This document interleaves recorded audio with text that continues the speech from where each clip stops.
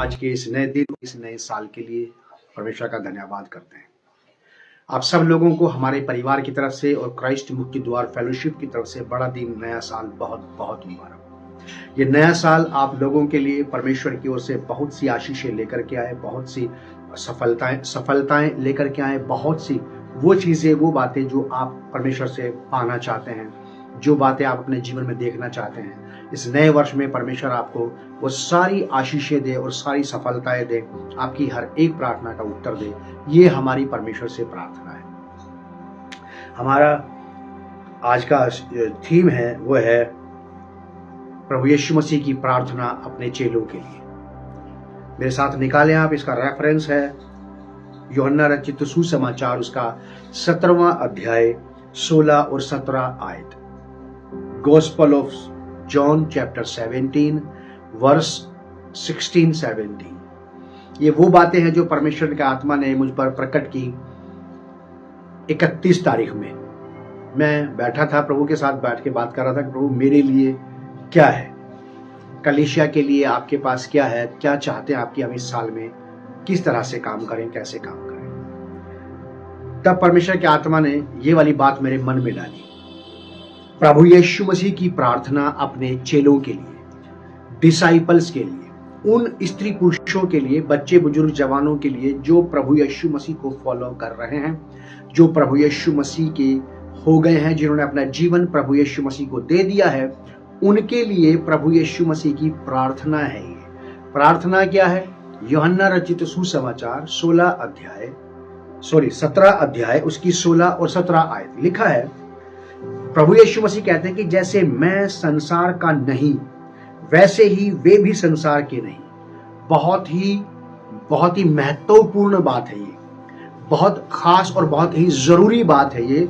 प्रभु यीशु मसीह कह रहे हैं कि जैसे मैं संसार का नहीं हूं, वैसे ही वो लोग जो मुझसे जुड़े हैं, वो लोग जो मुझे फॉलो कर रहे हैं, वो लोग जो मेरे पीछे आ रहे हैं, जो मेरे अनुयायी हैं, वो जो मेरे शिष्य हैं, वो भी संसार के नहीं है। संसार एक ऐसा शब्द है, यूनानी भाषा में इसको अगर समझा जाए तो इसका अर्थ बनता है कि बिगड़ी हुई जगह जिसको खराब कर दिया गया हो, उसको दूषित या अशुद्ध कर दिया गया हो। यहाँ पे ऐसी बात हो रही है। मैं इसकी गहराई में नहीं जाऊंगा, बस केवल हम इस संसार के बारे में बात करेंगे और प्रभु यीशु मसीह की बात करेंगे। लिखा है कि जैसे मैं संसार का नहीं, प्रभु यीशु मसीह ने डिक्लेयर कर दिया कि मैं संसार का नहीं हूं और ना ही संसार का मुझ पर कोई दबाव है, ना संसार का मुझ पर कोई असर है, कोई प्रभाव नहीं है। ये बात प्रभु यीशु मसीह ने ऐसा कह के कि मैं संसार का नहीं हूं, इस बात को संसार के सामने क्लियर कर दिया कि ना तो मैं तेरा हूं और ना तू मेरा है। तेरा मुझ पर कोई अधिकार नहीं है, तेरा मुझ पर कोई भी प्रभाव नहीं है। ठीक वैसे ही जैसे मान लीजिए दो लोगों में आपस में किसी तरह की कोई बात हो जाए और एक व्यक्ति को यह कह दे कि मेरा आज से तुमसे कोई रिश्ता नहीं है, खत्म। ये ऐसा कह के उसने इस बात को क्लियर कर दिया कि अब से कोई रिश्ता नहीं रहेगा, कोई लेन देन नहीं रहेगा, कोई मेल जोल नहीं रहेगा, कोई संगति, किसी प्रकार की सहभागिता नहीं रहेगी, किसी प्रकार का मेल मिलाप नहीं रहेगा, किसी भी प्रकार से कोई भी चीजों का आदान प्रदान, लेना और देना नहीं रहेगा। जैसे प्रभु यीशु ने कहा कि मैं संसार का नहीं, उन्होंने डिक्लेयर किया, इस बात की घोषणा की, ऐसा करके कह के कि मेरा संसार से कोई काम नहीं है, ना तो संसार से मेरा कोई लेना देना है, ना संसार के साथ मेरी कोई सहभागिता है, ना संसार के साथ मेरी मित्रता है, ना ही संसार के साथ मेरी कोई खास ऐसा लगाव नहीं है किसी भी तरह से। ऐसा कह के प्रभु यीशु मसीह ने डिक्लेयर किया है। और साथ साथ प्रभु यीशु मसीह ये भी कह रहे हैं कि जैसे मैं संसार का नहीं हूं, वैसे ये मेरे लोग, मेरे फॉलोवर, मेरे बेटे बेटियां भी संसार के नहीं हैं। ऐसा कह के प्रभु यीशु मसीह ने ये बात आपके और मेरे लिए भी कह दी कि जिस तरह से प्रभु यीशु मसीह का इस संसार से कोई सरोकार नहीं है, संसार का प्रभु यीशु मसीह से कोई व्यवहार नहीं है, वैसे ही आपका और मेरा भी होना चाहिए। आप और मैं इस बात को जानते हैं। अगर मान लीजिए आप में से किसी को ये बात और ज्यादा समझ में आ रही है कि प्रभु यीशु मसीह संसार के नहीं है, संसार की चीजों का उनके ऊपर कोई प्रभाव नहीं है, संसार के ट्रेंड का उनके ऊपर कोई प्रभाव नहीं है, संसार के फैशन डिजाइन का उनके ऊपर कोई प्रभाव नहीं है, संसार की और भी दूसरी बातों का उनके ऊपर कोई असर नहीं है। प्रभु यीशु मसीह को संसार और संसार की बातें अगर खींच नहीं पा रही हैं अपनी तरफ, तो ये मान लीजिए कि जब आप और मैं, अगर हम भी प्रभु यीशु मसीह के हैं, तो ये संसार हमें भी अपनी तरफ ना खींचने पाए, इसका हम पर भी किसी प्रकार का कोई बुरा प्रभाव ना हो, इसका हम पर भी किसी तरह का कोई भी ऐसा आचरण, ऐसा व्यवहार ना हो कि हमें, हमारे जीवन को, हमारे व्यक्तिगत जीवनों को देख करके किसी को ऐसा लगे कि ये व्यक्ति सांसारिक व्यक्ति है या ये सांसारिक बातें कर रहा है। बहुत केयरफुल होने की आवश्यकता है आपको भी और मुझे भी, क्योंकि प्रभु यीशु मसीह कह रहे हैं ये वाली बात। इस नए साल का ये पहला संदेश है मेरी तरफ से, प्रभु यीशु मसीह की ओर से, जो मुझे मिला और मैं आप लोगों तक पहुंचा रहा हूं। 2025 में बहुत सारी बातें रही होंगी, अच्छी बुरी सही गलत, अप एंड डाउन्स आए होंगे, लेकिन 2026 में यदि आप प्रभु यीशु मसीह के साथ मजबूती से चलें, तो आप भी इस संसार पर विजय पा सकते हैं। संसार पर, संसार की बुरी बातों पर आप जयवंत हो सकते हैं। संसार पर और संसार की बहकाने वाली, भटकाने वाली, दूषित कर देने वाली, अशुद्ध कर देने वाली, अपवित्र कर देने वाली, कलंकित कर देने वाली बहुत सारी ऐसी बातें हैं जो हमें मनुष्य और परमेश्वर दोनों की दृष्टि में नीचा कर सकती हैं। तो उनसे बचने का केवल एक ही रास्ता, एक ही तरीका है। गलत लोगों से बचने का क्या तरीका है? अगर मान लीजिए कोई व्यक्ति है, जिसके अंदर बहुत सारी बुरी आदतें हैं, बुरा स्वभाव है, उससे बचने का क्या रास्ता है, क्या तरीका है? उससे अलग हो जाना। इससे अच्छा तरीका कोई है ही नहीं दुनिया में, उससे अलग रहिए आप। ठीक वैसे ही इस संसार में रहते हुए, जैसे प्रेरित पौलुस इस बात को कहते हैं कि हम संसार में तो हैं, लेकिन हम संसार के नहीं हैं। हम संसार में हैं, यहां पे हैं, हमारे बच्चे यहाँ पे, हमारी पत्नी बच्चे यहाँ पे, हमारा परिवार यहाँ पे, हमारा काम रोजगार, धंधा पानी, मकान दुकान सब यहीं पे तो है संसार में।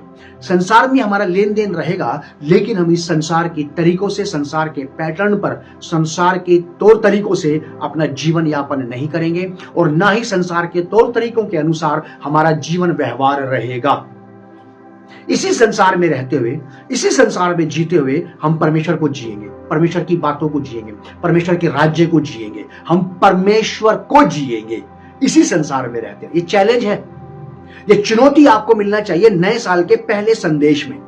आज की इस पहली शिक्षा में जो आपके मेरे पास पहुंच रही है, और 2026 पहली जनवरी है, 1 जनवरी 2026 में आप और मैं आज पहली बार ऑनलाइन संगति कर रहे हैं। और संगति, प्रभु यीशु मसीह ने मुझसे ये वाली बात कही है कि मैं भी इस बात का पालन करूं और आपको भी सिखाऊं और आपको बता भी दूं कि प्रभु आपसे इस साल में क्या चाहता है। आप और मैं प्रभु से बहुत बड़ी बड़ी आशीषें, सफलताएं, कामयाबी तो चाहते हैं, वो हमें चाहनी भी चाहिए, क्योंकि परमेश्वर देता है और मनुष्य लेता है। लेकिन परमेश्वर ये भी चाहता है हमसे कि हम इस वर्तमान बुरे संसार में ना फंस जाएं, इसकी बुरी बातों से बच करके चलें, संसार से कोई सरोकार ना रखें, संसार से कोई मतलब ना रखें। मेरा कहने का मतलब ये नहीं है कि हम संसार के लोगों से, पड़ोसियों से, रिश्तेदारों से, जो विश्वासी भी नहीं है, उनसे भी कोई मतलब ना रखें, ये नहीं है इसका अर्थ। उनके साथ हमारा लेन देन रह सकता है, उनके साथ हमारी मित्रता रह सकती है, लेकिन हमें इस बात का ध्यान देना है कि मैं किन किन बातों में शामिल हो सकता हूं उनके साथ और किन किन बातों में शामिल नहीं हो सकता हूं उनके साथ। मैं लोगों से प्रेम करता हूं, समाज से प्रेम करता हूं, लेकिन मैं परमेश्वर से उनसे ज्यादा प्रेम रखता हूं। सबसे ज्यादा first love and highest love of Lord, मैं परमेश्वर से बहुत ज्यादा, सबसे ऊंचे स्तर का प्रेम करता हूं। उसके प्रेम के लिए मुझे किसी और का भी प्रेम छोड़ना पड़े तो मैं छोड़ दूंगा, लेकिन किसी और के प्रेम के लिए मुझे परमेश्वर का प्रेम छोड़ना पड़े, इसका मतलब यह है कि मेरे मन में पहले ही से परमेश्वर का प्रेम बहुत कम था, छोटा था, इसलिए छूट भी गया मेरे हाथ से।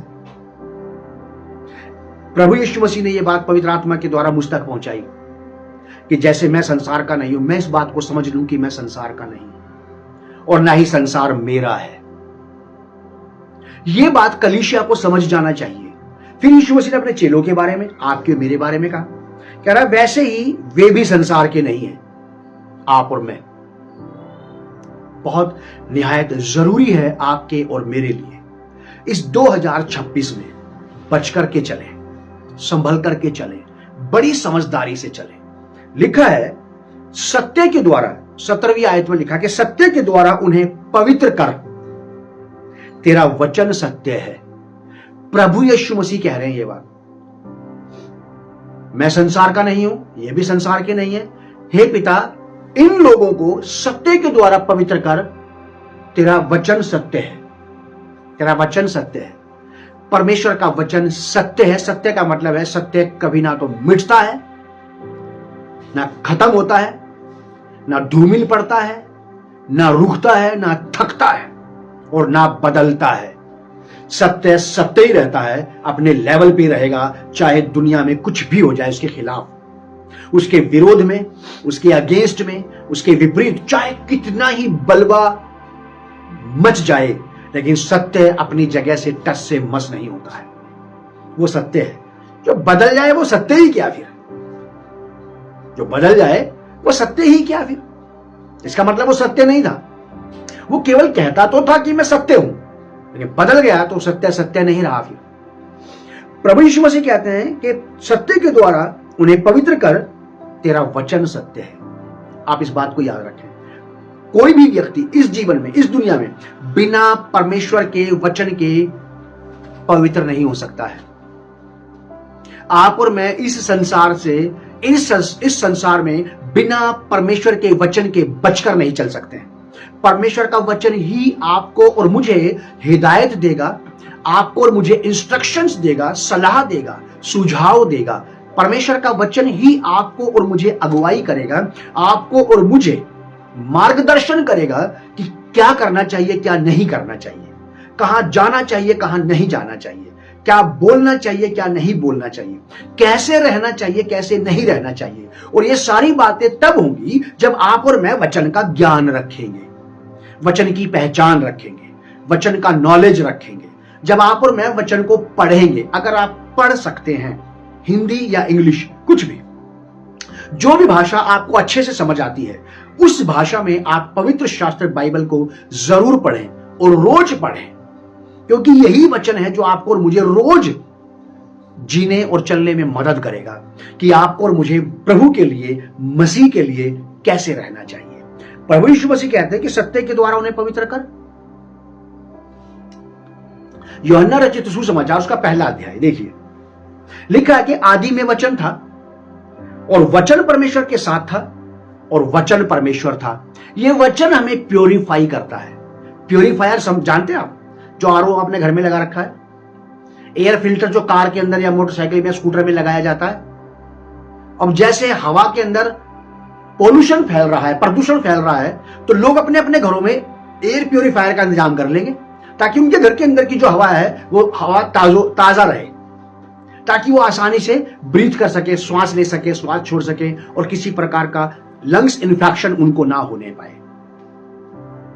वैसे ही परमेश्वर का वचन भी आपको और मुझे प्योरीफाई करता है, हमें बचा के रखेगा इस संसार की दूषित और अशुद्ध आबो हवा से, जो हमारे शरीर, प्राण और आत्मा को दूषित करती है, साथ साथ हमारे मन को, विचार को, भावनाओं को, इच्छाओं को, कल्पनाओं को खराब कर देती है। संसारिक बातें अपने वचन के द्वारा इन्हें क्या कर, लिखा है कि सत्य के द्वारा इन्हें पवित्र कर, तेरा वचन सत्य है। वचन ही आपको और मुझे पवित्रता में लाएगा।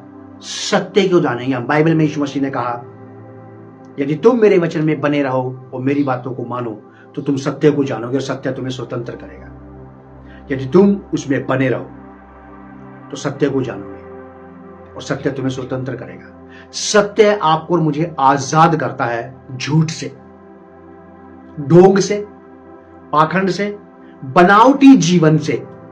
यह सत्य आपको और मुझे बताएगा कि हमें ढोंग बनावट का मसीह जीवन नहीं जीना है। हमें यह नहीं करना है कि यहां पे तुम हालेलुया प्रेज द लॉर्ड करते रहे, मसीह विश्वासियों को ठगते रहे अपने मसीह स्वभाव के कारण, और दूसरी जगह यहां से बाहर निकलते हमारा व्यवहार कुछ और हो जाए। जैसे पिछले सप्ताह पास्टर मोजेस राठौड़ बता रहे थे ना, ये तो हिपोक्रेसी होगी। झूठ और पाखंड होगा जो परमेश्वर को पसंद नहीं है। सत्य को झूठ पसंद नहीं है। अगर आप और मैं झूठ से बचना चाहते हैं, झूठ करने से बचना चाहते हैं, झूठ बनने से बचना चाहते हैं, झूठ फैलाने से बचना चाहते हैं, तो सत्य की संगति में रहें, और वो है परमेश्वर का वचन।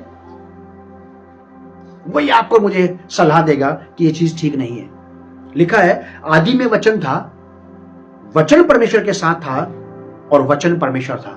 परमेश्वर अपने वचन के द्वारा ही आपको और मुझे सत्य बना सकता है, शुद्ध कर सकता है। और वचन, कोई भी व्यक्ति जो सत्य बनना चाहता है, जो संसार के झूठ पर विजय प्राप्त करना चाहता है और संसार के झूठ, ढोंग और पाखंड से बचना चाहता है, उसे सत्य बनना पड़ेगा। जो सत्य बनना चाहता है उसे चाहिए कि वो परमेश्वर के वचन का पालन करे, क्योंकि परमेश्वर का वचन अपने आप अकेले ही आपको सत्य नहीं बना सकता है। तब तक नहीं बना पाएगा जब तक आप उस वचन की मदद ना करें, उसकी सहायता ना करें, उसकी हेल्प ना करें आपको बदलने में। परमेश्वर का वचन बड़ा ताकतवर है, बड़ा शक्तिशाली है, लेकिन आपको और मुझे अपने जीवन में उसकी सहायता करनी होती है कि वो कर दे जो परमेश्वर चाहता है।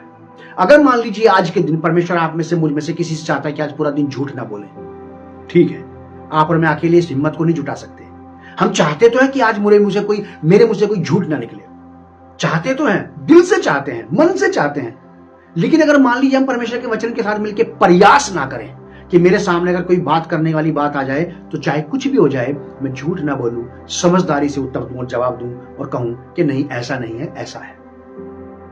आपको और मुझे परमेश्वर के वचन की मदद करनी पड़ेगी, परमेश्वर के वचन की सहायता करनी पड़ेगी, तब कहीं जाकर के परमेश्वर का वचन आपकी और मेरी सहायता करके हमें सत्य में तब्दील कर सकता है, ट्रांसफॉर्म कर सकता है। लिखा है ऐसा यहां पे 17 अध्याय के 17 पद में, सत्य के द्वारा उन्हें पवित्र कर, तेरा वचन सत्य है।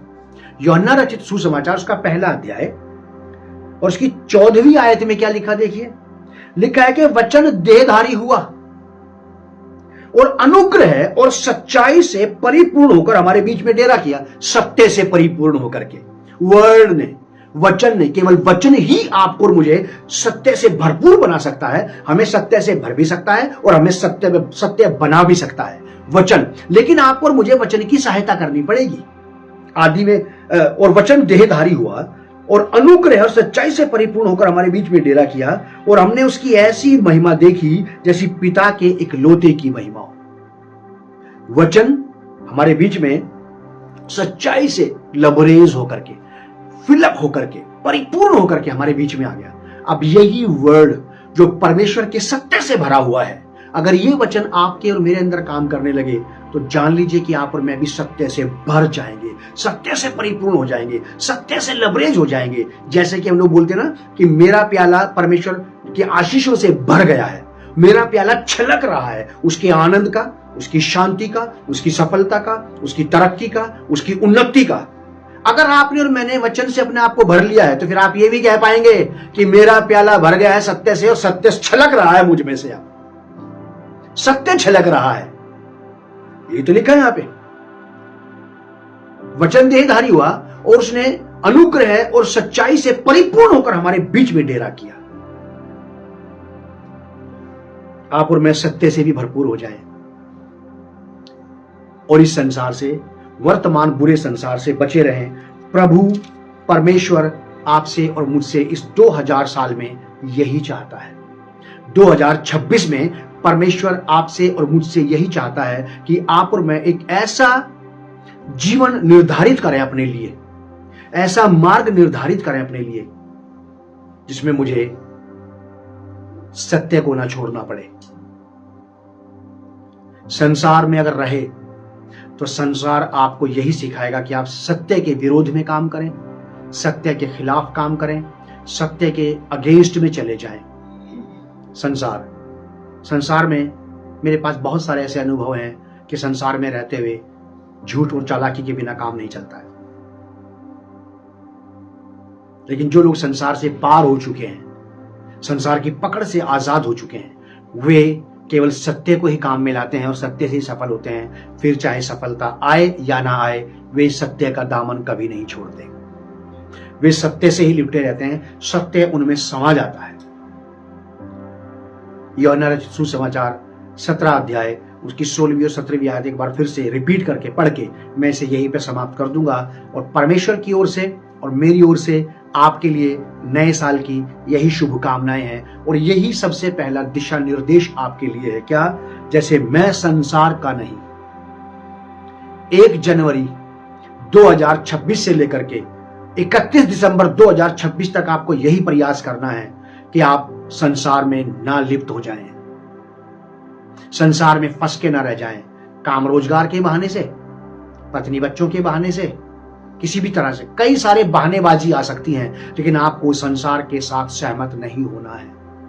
लिखा है जैसे मैं संसार का नहीं, प्रभु यीशु मसीह संसार के नहीं है।